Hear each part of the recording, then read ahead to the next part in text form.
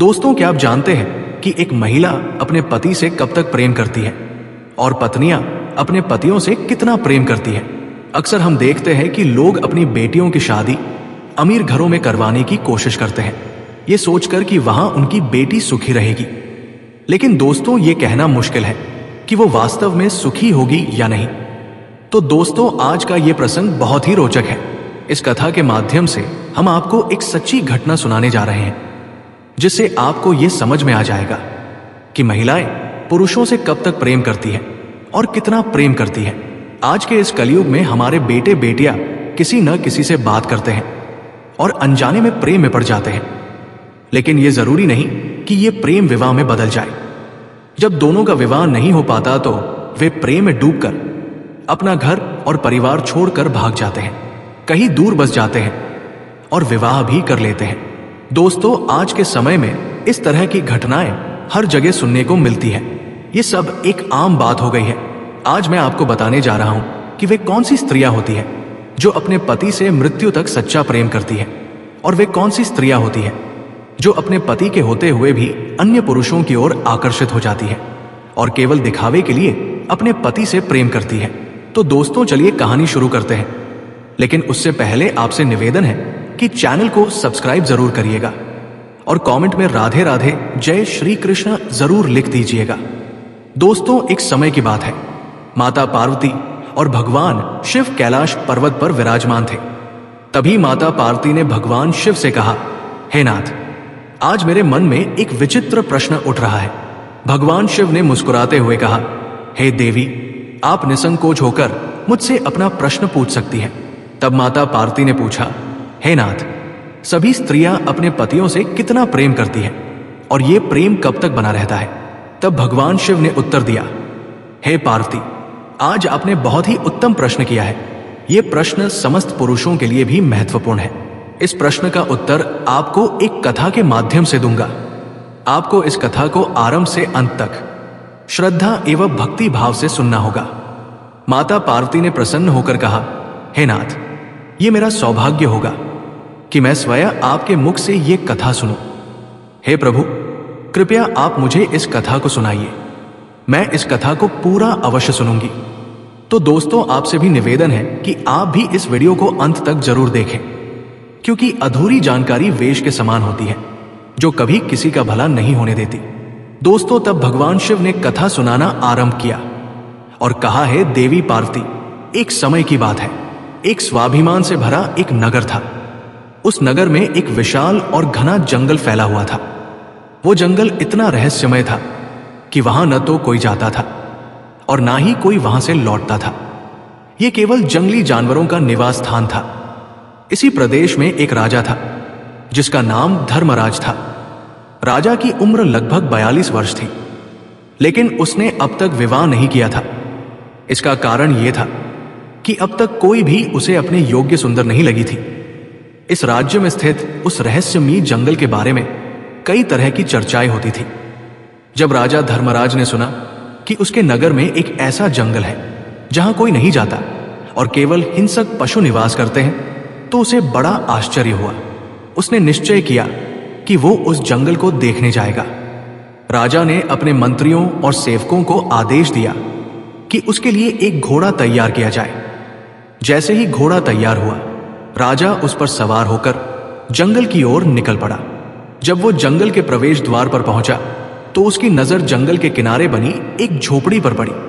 ये देखकर वो दंग रह गया, क्योंकि उसने सुना था कि इस जंगल में ना तो कोई आता है और ना ही कोई यहां बसता है। फिर ये झोपड़ी यहां कैसे? राजा ने उत्सुकता से उस झोपड़ी को ध्यानपूर्वक देखा। तभी उसकी दृष्टि एक अत्यंत सुंदर स्त्री पर पड़ी जो झोपड़ी के पास खड़ी थी। वो स्त्री इतनी अद्भुत और सुंदर थी कि राजा उसे पहली ही नजर में देखकर उस पर मोहित हो गया। राजा ने दूर से ही उस पर नजर रखनी शुरू कर दी और बड़ी बारीकी से उसे निहारने लगा। जब वो उसके करीब पहुंचा तो उसने देखा कि वो एक वेश्या थी। वो असाधारण सौंदर्य से संपन्न थी, लेकिन उसका आकर्षण ऐसा था कि राजा का हृदयहीन दृष्टि में उसके लिए व्याकुल हो उठा। दोस्तों, उस स्त्री को देखकर ऐसा प्रतीत हो रहा था मानो स्वर्ग से कोई अप्सरा धरती पर उतर आई हो। राजा की दृष्टि बस उसी स्त्री पर टिकी रही और वो उसके मोह में पूर्ण रूप से बंध गया। अपने हृदय की भावना प्रकट करते हुए राजा ने उस वेश्या को विवाह का प्रस्ताव दे दिया।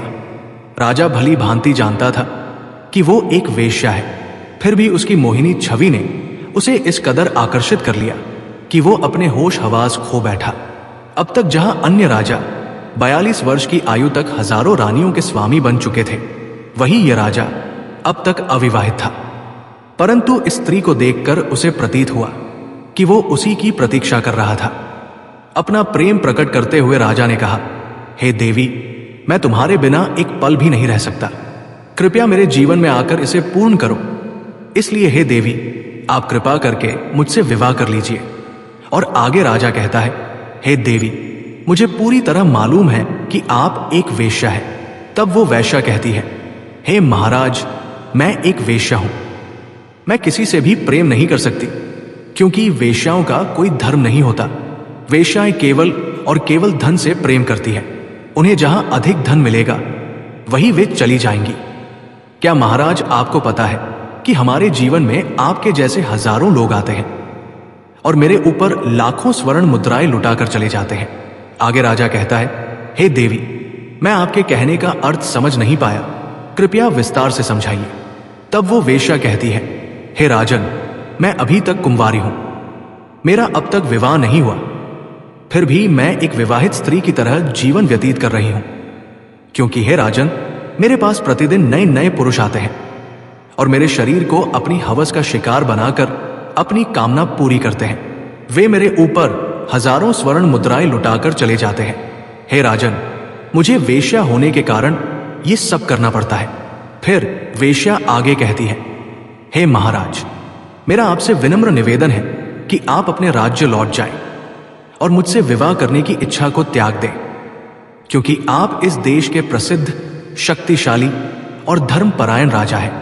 आगे वो वेश्या कहती है, हे महाराज, यदि एक राजा किसी वेश्या से विवाह करेगा तो समाज में आपका बहुत अपमान होगा। हे महाराज, किसी राजा को एक तुच्छ वेश्या से विवाह करना शोभा नहीं देता। हे राजन, न जाने कितनी सुंदर सुंदर राजकुमारियां आपको मिल जाएंगी। आप उनसे विवाह करके सुखी जीवन व्यतीत कर सकते हैं। और हे राजन, यदि आप मुझसे विवाह करना ही चाहते हैं तो आप चाहे तो मेरे शरीर का एक बार भरपूर आनंद लेकर अपने राज्य लौट जाएं।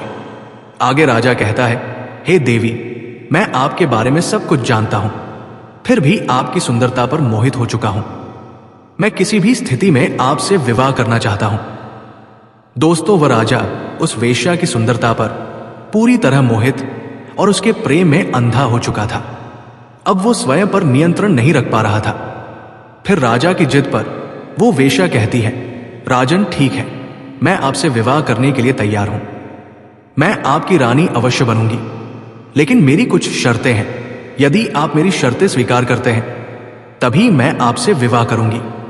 तब राजा कहता है, हे देवी, आप अपनी शर्तें बताएं, मैं अवश्य उन्हें स्वीकार करूंगा।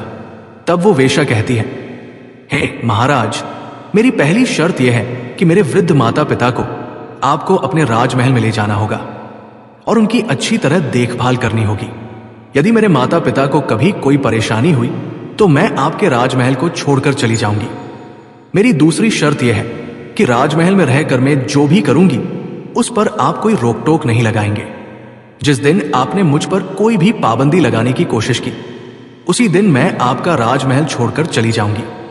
दोस्तों, ये दो शर्तें उस वेश्या ने राजा के सामने रखें, लेकिन वो राजा तो पहले ही वेश्या के प्रेम में अंधा हो चुका था। उसने तुरंत उन दोनों शर्तों को स्वीकार कर लिया और वचन दिया, है देवी, आप जैसा कहेंगी वैसा ही होगा।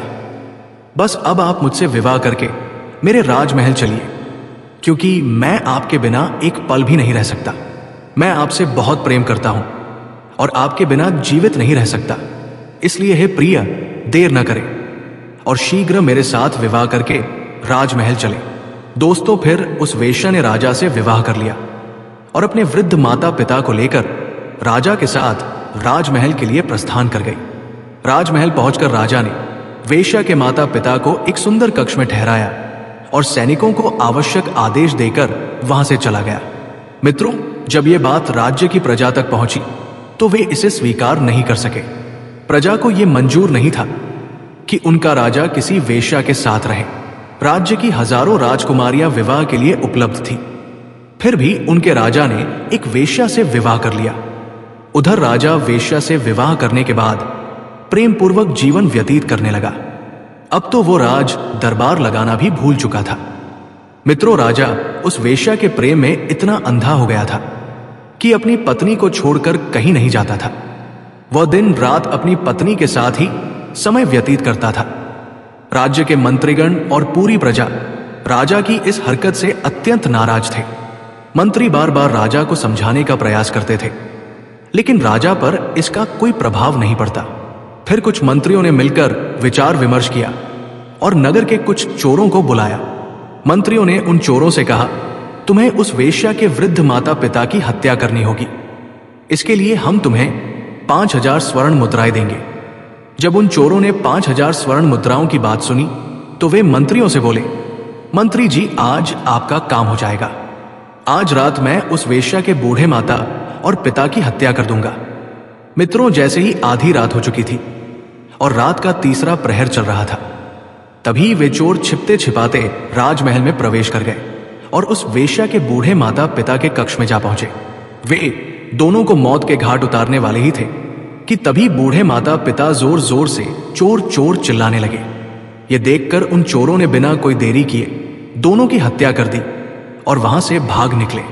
जब उस वेश्या ने अपने बूढ़े माता पिता की आवाज सुनी तो उसने महाराज से कहा, हे राजन, ऐसा प्रतीत हो रहा है कि मेरे माता पिता किसी संकट में हैं। तब वो वेश्या और राजा उनके कक्ष की ओर गए, जहां उन्होंने देखा कि उनके माता पिता की हत्या हो चुकी थी और हत्यारे वहां से भाग चुके थे। मित्रों, राजा उन चोरों को थोड़ी दूरी तक देख पाता है और उनके पीछे पीछे दौड़ता है। वो पूरे महल में उनका पीछा करता है। फिर वे चोर राजमहल से निकलकर जंगल की ओर भाग जाते हैं, जिसके बाद राजा लौटकर पुनः उसी कक्ष में आ जाता है। वैश्या राजा को वापस आया हुआ देखकर कहती है, हे महाराज, अब मैं क्या करूं? तब राजा उत्तर देता है, देवी, मैं अपना वचन हार चुका हूं। मैंने आपको जो वचन दिया था और आपकी जो 2 शर्तें थी, उन्हें मैं पूरा नहीं कर पाया। आगे राजा कहता है, हे देवी, मैं आपकी शक्ति को पूर्ण रूप से पहचान नहीं पाया। अब आपके मन में जो आए वही आप करें। मित्रों, ये सुनकर वैश्य राजा से कहती है, हे महाराज, ठीक है, मैं अपनी शर्त के अनुसार आपके राजमहल को छोड़कर जा रही हूं। इसके पश्चात वो वेश्या राजमहल को छोड़कर अपनी कुटिया की ओर निकल पड़ती है। राजा वेश्या को जाते हुए देख बहुत चिंतित होता है, परंतु मित्रों, वो अपनी शर्तों के अनुसार उसे रोक भी नहीं सकता था। वो राजा वेश्या को जाते हुए देखता रहा और उसकी आंखों में आंसू आ गए। मित्रों, जब राजा की पत्नी समान वेश्या राजमहल को छोड़कर चली गई तो राजा ने सभा बुलाई और उसमें बड़ी मायूसी के साथ बैठा रहा है। जब सभा समाप्त हुई तब वो वहां से चला आया और सोचने लगा, अब मेरे जीवन में केवल अंधेरा ही अंधेरा है। मैं उस वेश्या के बिना कैसे रहूंगा? राजा कहता है, मेरी सबसे कीमती चीज, मेरी जिंदगी मुझे छोड़कर चली गई। अब मैं उसके बिना कैसे रह सकता हूं? मित्रों, राजा उस वेश्या के प्रेम में इतना अंधा हो गया कि उसने न तो कुछ खाना शुरू किया और ना ही कुछ पीना। वो पूरी रात अपने बिस्तर पर पड़ा पड़ा केवल वेश्या के बारे में सोचता रहता। उसे रात भर नींद नहीं आती थी। इस प्रकार धीरे धीरे कुछ दिन व्यतीत हो गए। अब राजा पूरे दिन अपने बिस्तर पर ही पड़ा रहता और मन ही मन सोचता, मेरा चैन और सुख सब कुछ मुझसे छीन गया। अब मेरे पास कुछ भी शेष नहीं रहा। राजा अब उस वेश्या के लिए बहुत परेशान हो चुका था। वो स्वयं को संभाल नहीं पा रहा था और एक दिन उसने अपने अश्व पर सवार होकर उसी जंगल की ओर प्रस्थान किया जहां उस वेश्या की कुटिया थी। दोस्तों, इधर राजा उस वेश्या की कुटिया के पास पहुंचता है और उसके सामने जाकर कहता है, हे प्रिय, आप मेरी पत्नी हैं। आपने अपनी शर्त के अनुसार मुझे छोड़ दिया, परंतु हे प्रिय, जब से आप मुझे छोड़कर गई है तब से मेरा सुख और चैन सब कुछ समाप्त हो गया है। अब तो मुझे पूरी रात नींद नहीं आती। मैं पूरी रात करवटें बदलता रहता हूं, कभी उठकर बैठ जाता हूं तो कभी लेट जाता हूं। हे प्रिय, मुझे आपकी बहुत याद आती है। राजा की यह बात सुनकर वैश्या कहती है, हे राजन, मैं कुछ दिन आपकी पत्नी बनकर आपके महल में रही थी। आप तो भली भांति जानते हैं कि मैं एक वेश्या हूं। और हे राजन, आपको अच्छे से पता है कि वेश्या का कोई धर्म नहीं होता। वेश्या न जाने कितने लोगों को पति बनाती है। वेश्या की जिंदगी में हर दिन नए नए पुरुष आते जाते रहते हैं। वो हर रोज नए पुरुषों से मिलती है, क्योंकि वेश्या का यही अर्थ होता है, अपने शरीर को बेचना। वेश्या आगे कहती है, मैं अपने शरीर को बेचकर अपना जीवन यापन करती हूं। फिर वो राजा से कहती है, हे राजन, तुम्हारे जैसे न जाने कितने हवस के पुजारी मेरे पास आते रहते हैं और मेरे शरीर का भरपूर आनंद लेते हैं। वे मुझे हजारों स्वर्ण मुद्राएं देकर यहां से चले जाते हैं। इसके पश्चात वेश्या कहती है, हे राजन, मैं आपकी शर्त के अनुसार आपकी रानी बनकर आपके महल में रही थी, परंतु आप मेरी शर्तों को पूरा नहीं कर सके, इसलिए मैं राजमहल को छोड़कर चली आई हूं। हे महाराज, अब जिद ना करें और वापस अपने महल लौट जाए। मैं अब पुनः वापस नहीं जा सकती। वेश्या की यह बात सुनकर राजा कहता है, हे प्रिया, मैं आपके बिना नहीं रह सकता। इस पर वेश्या कहती है, हे महाराज, आप मेरे प्रेम में बहुत अधिक पागल हो चुके हैं। ये एक राजा को शोभा नहीं देता, क्योंकि आप एक महान राजा हैं। हे महाराज, मैं आपको कुछ ज्ञान की बातें बताने वाली हूं, कुछ महत्वपूर्ण जानकारी देने वाली हूं। हे महाराज, इन बातों को आप पूरे ध्यान से सुनिए और इन्हें अपने जीवन में उतार लीजिए। हे महाराज, मेरी पहली बात यह है कि जो प्रेम आप कर रहे हैं वो एक राजा को शोभा नहीं देता। ये उचित नहीं है कि कोई राजा किसी वेश्या से प्रेम करे और उसे अपनी पत्नी बनाए, क्योंकि महाराज कहा जाता है कि वेश्या का कोई धर्म नहीं होता। वो अपने जीवन में न जाने कितने पाप कर चुकी होती है और न जाने कितने पुरुषों की हवस का शिकार बनती है। हे महाराज, मैं स्वयं प्रतिदिन किसी न किसी पुरुष का शिकार बनती हूं। इसलिए महाराज, आप मेरे प्रेम में अंधे मत बनिए और मेरे शरीर के आकर्षण को अच्छे से समझ लीजिए। वो वेश्या आगे कहती है कि महाराज, मेरी दूसरी बात यह है कि मैं एक वेश्या हूं और मेरा कोई धर्म नहीं है, लेकिन समाज की स्त्रियों का एक धर्म होता है। समाज की नारियों के अपने रीति रिवाज होते हैं और आप उन स्त्रियों के साथ विवाह करके धर्म का पालन कर सकते हैं। राजन, हमारे पौराणिक शास्त्र और वेद कहते हैं कि समाज की नारियां अपने पति के साथ रहती है, उनकी सेवा करती है और अपने पति को परमेश्वर मानकर उनके प्रत्येक आदेश का पालन करती है। समाज की नारियों के लिए उनका पति ही सबसे बड़ा देवता होता है, चाहे वो निर्बल हो, निर्धन हो या फिर किसी भी स्थिति में हो। वे अपने पति को किसी भी परिस्थिति में छोड़कर नहीं जाती और उनका कर्तव्य यही होता है कि वे अपने पति की सेवा करें। हे राजन, ये नियम केवल समाज की नारियों पर लागू होता है, वेश्याओं पर नहीं, क्योंकि वेश्याओं का कोई धर्म नहीं होता। वेश्या के जीवन में अनगिनत पाप होते हैं।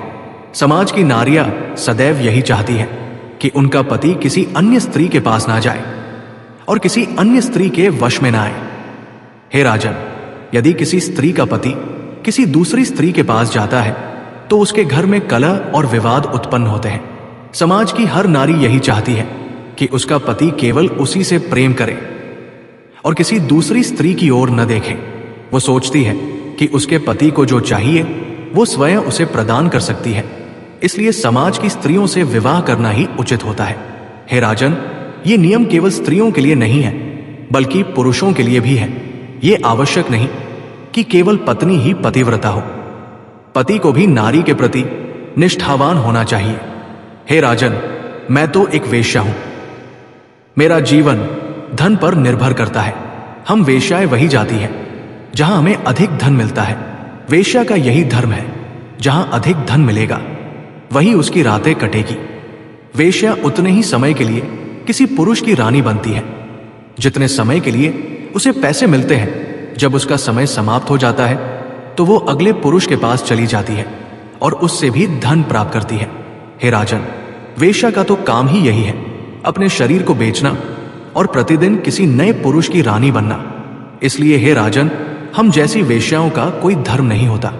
जो समाज की नारियां होती हैं वे अपने पति और बच्चों को कभी छोड़कर नहीं जाती, और यदि किसी स्त्री का पति निर्धन हो जाता है तो भी उसे अपने पति का साथ नहीं छोड़ना चाहिए। ये उचित नहीं कि जब किसी पुरुष के पास धन ना रहे तो उसकी पत्नी उसे छोड़कर किसी धनवान पुरुष के पास चली जाए। राजन, पति चाहे निर्धन क्यों ना हो, पत्नी को अपने धर्म का पालन अवश्य करना चाहिए। उसे अपने पति के साथ रहना चाहिए, उसकी सहायता करनी चाहिए और उसको संभालने वाला बनना चाहिए। यह उचित नहीं कि यदि पति के पास धन ना हो तो पत्नी उसे ताने दे या उससे लड़ाई झगड़ा करे। यदि कोई स्त्री अपने निर्धन पति से लड़ाई झगड़ा करती है तो उसके घर में लक्ष्मी ठहर नहीं सकती। वो एक द्वार से आएगी और दूसरे द्वार से तुरंत चली जाएगी। चाहे कितना भी कष्ट क्यों ना हो, पत्नी को सदैव अपने पति से प्रेम करना चाहिए और उसे सांत्वना देनी चाहिए। उसे कहना चाहिए, स्वामी मैं आपके साथ हूं, आप परेशान मत होइए, भगवान की कृपा से सब कुछ ठीक हो जाएगा। पति और पत्नी को सदैव एक दूसरे के प्रति आकर्षित रहना चाहिए और उनके बीच प्रेम बना रहना चाहिए। किसी भी परिस्थिति में स्त्री को अपने पति को छोड़कर नहीं जाना चाहिए और पति को भी अपनी पत्नी को नहीं छोड़ना चाहिए।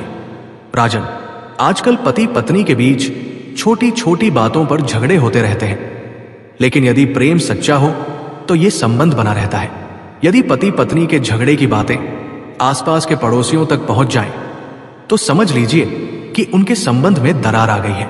जब पति पत्नी के बीच प्रेम समाप्त हो जाता है तब वे अलग हो जाते हैं।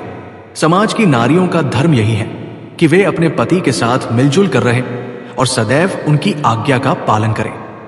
परंतु यदि पति कोई अनुचित बात कहें या पत्नी से कोई गलत कार्य करवाने की चेष्टा करें तो उसे उसका अनुसरण नहीं करना चाहिए। राजन, आपने माता अनुसुईया की कथा तो सुनी ही होगी। माता अनुसुईया सदैव अपने पति की सेवा में लगी रहती थी। उन्होंने जंगल में एक कुटिया बनाकर अपने पति के साथ जीवन व्यतीत किया और पतिव्रता धर्म का पालन किया। उन्होंने अपने पति की तन मन से सेवा की और उन्हें पति परमेश्वर माना। हे राजन, माता अनुसुईया निर्धन थी, परंतु उन्होंने कभी ये नहीं सोचा कि उन्हें किसी धनवान पुरुष से विवाह करना चाहिए। वे अपने पति की शक्ति थी। मित्रों, किसी भी स्त्री के लिए उसका सबसे बड़ा धन उसका पति होता है, ना कि सोना, चांदी या पैसे। पत्नी का सबसे बड़ा धन उसका पति और उसके बच्चे होते हैं। परंतु आज के कलयुग में अधिकांश स्त्रियों के लिए सबसे बड़ा धन केवल रुपया, पैसा और संपत्ति बन गया है और पति उनके लिए कोई मायने नहीं रखता। मित्रों, आपने अपने गांव व अपने घर और अपने आसपास के लोगों में धन संबंधी झगड़े होते देखे होंगे। इसलिए हे राजन, पत्नी को अपने धर्म का पालन करना चाहिए। वो वेश्या आगे कहती है, हे राजन, आप वेश्याओं के चक्कर में ना पड़े। आप हमारे प्रेम में अंधे हो गए हैं और हमारी मोहमाया में फंस चुके हैं। एक राजा को केवल अपने बारे में नहीं बल्कि अपनी प्रजा के बारे में सोचना चाहिए। हे राजन, न जाने मेरी प्रतिदिन कितने पुरुषों से भेंट होती है, इसलिए आपको मेरे पीछे नहीं आना चाहिए। आपको अपने राज्य में वापस लौट जाना चाहिए, अपनी प्रजा की देखभाल करनी चाहिए और किसी योग्य राजकुमारी से विवाह कर लेना चाहिए ताकि आपकी प्रजा को एक योग्य महारानी प्राप्त हो और वे सुखी रहें। राजा ने वेश्या की बातें सुनी और एक समझ गया।